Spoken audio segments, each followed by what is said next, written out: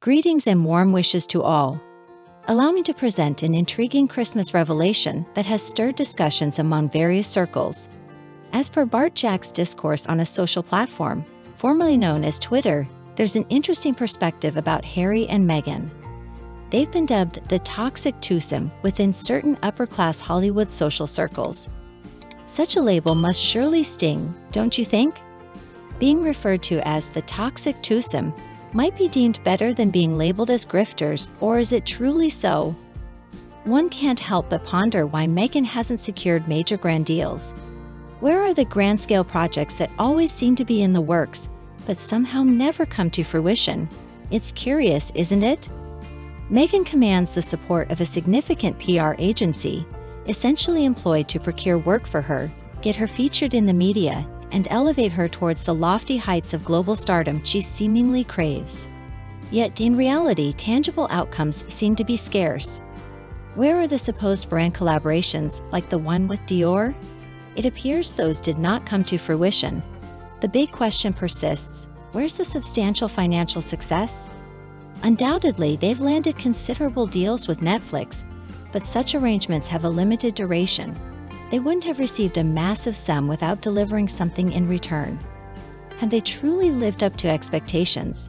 Their documentary series or reality TV venture did fairly well, but it didn't quite break into the top 10 rankings, did it? Yes, I understand it was released just before 2023, but as I previously elaborated, most top-ranking shows emerged in 2022, much like Harry and Meghan's reality series.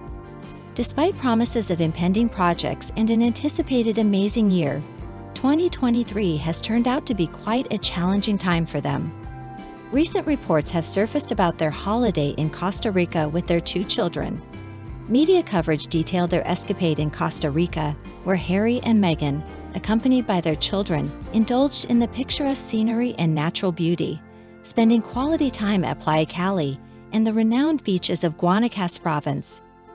They departed on the 22nd of December, concluding their visit the day prior. Photographs emerged, portraying Meghan adorned in a large straw hat, a black dress, and white trainers while carrying their 2-year-old daughter, Lilibet, through the forest. Another snapshot captured Harry and Meghan seated inside a green golf buggy, with young Archie perched on his father's lap. Interestingly, shots featuring their children consistently appear blurry and distant, while paparazzi photos, particularly those in parking lots, are remarkably clear. This stark contrast raises questions about the intentional photographic quality discrepancies. Typically, I refrain from discussing children as they're innocent in these matters. However, a recent image has drawn attention due to the apparent disproportionate size of the child's feet.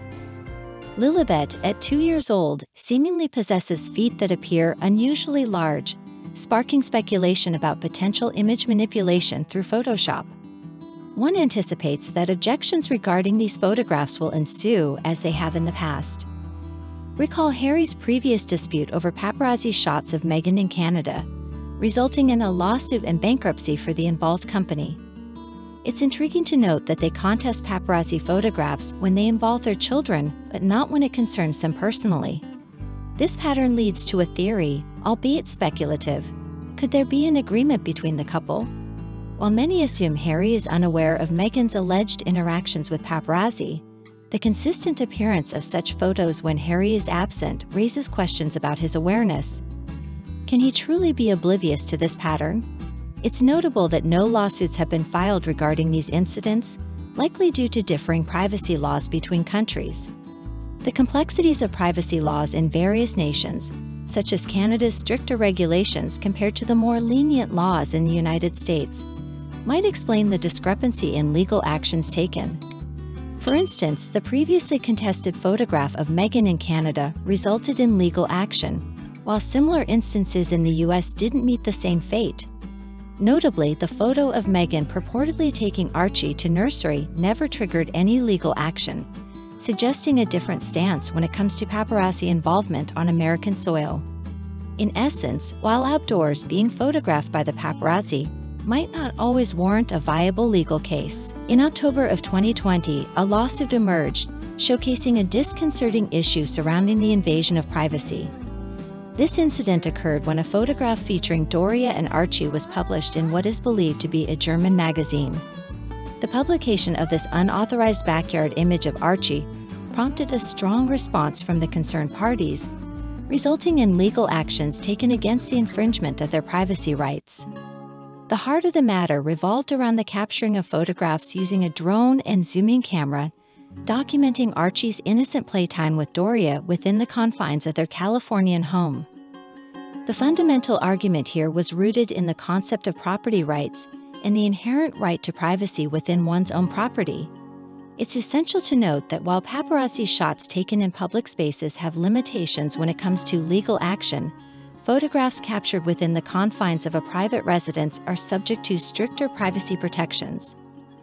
Upon delving into the intricacies of Costa Rican law, it came to light that while there exists a general allowance for photographing individuals in public spaces, a pivotal clause dictates that the publication of such photographs, especially when the person's face is identifiable, necessitates explicit written consent from the individual depicted. The law emphasizes the mandatory requirement of unequivocal, freely given, specific, and documented consent from individuals before processing their information or images. However, there remains a degree of ambiguity in the interpretation of these laws, particularly concerning privacy rights and the handling of photographic data. Notably, major publications hinted at Harry and Meghan vacationing in Costa Rica but refrained from publishing the photos, potentially due to legal concerns.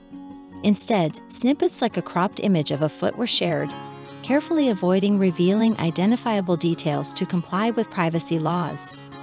In the realm of UK publications, a different set of legal considerations applies.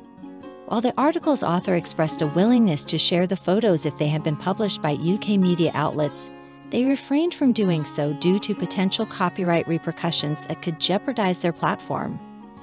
The distinction lies in the ramifications of publishing such images, with the possibility of facing legal repercussions for infringing on privacy rights.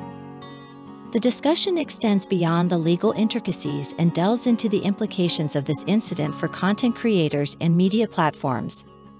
The author expressed a cautious approach, abstaining from sharing potentially contentious images on their channel to avoid legal repercussions. This decision underscores the intricate balance between providing information and safeguarding against legal consequences in the context of privacy laws. Reflecting on the actions taken by Harry and Meghan in response to previous privacy breaches, such as the lawsuit against Splash UK for paparazzi shots in Canada, and legal action concerning photos of Archie and Doria, a pattern emerges. The couple appears vigilant and proactive in protecting their privacy rights, displaying a readiness to pursue legal recourse when they perceive an invasion of their privacy. The pivotal question raised pertains to the justifiability of their potential lawsuit for privacy infringement. The author invites listeners to contemplate whether Harry and Meghan possess a valid claim to privacy infringement, assuming they pursue legal action. There's an inherent irony in their situation as, despite their former status within the royal family, they no longer benefit from the strict laws, guidelines, and media agreements that shielded them from intrusive media coverage in the past. The comparison between their previous status as royals, where controlled access to the media was part of an established arrangement, and their current status as celebrities highlights a shift in their public exposure. During their royal tenure, there were limited instances of paparazzi intrusion, notably confined to controlled media encounters. However, as celebrities, the norms surrounding privacy expectations might differ significantly. This shift begs the question, should Harry and Meghan anticipate a higher degree of media attention and consequently exposure to paparazzi in their newfound roles as celebrities? It prompts a larger conversation about the dynamics of fame, privacy, and the expectations that accompany a shift from royal duties to a more public celebrity status. Should we respect the privacy of public figures, particularly when they're unwinding during vacation time? It's a contentious issue, especially when images surface online. If you've come across these images on Google, take a closer look. Do you feel they've been digitally altered? There's something odd about the way she's carrying Lilibut. The proportions seem off, almost surreal. For those interested, a link in the description below directs you to a collection of photos and a snippet of the accompanying video. Examine them and form your own opinion. But the central question remains: do public figures in their private moments have a right to shield themselves from such exposure? Will they resort to legal action over these leaked images? This is precisely why I've chosen not to include them in my video. I apologize for any disappointment caused, but I must exercise caution concerning potentially unlawful content, especially on platforms like YouTube. Despite this, I've provided links to 2 publications that have published these photos. However, my intention is to steer clear of any legal entanglements. On a different note, this video marks my last upload before the Christmas festivities. To all my viewers, I extend warm wishes for a joyous Christmas. However you choose to celebrate, make it memorable and cherish the moments. From my family to yours, Merry Christmas. Thank you immensely for tuning in. If you haven't already, do consider subscribing to my YouTube channel, hitting the notification bell, and giving that thumbs up.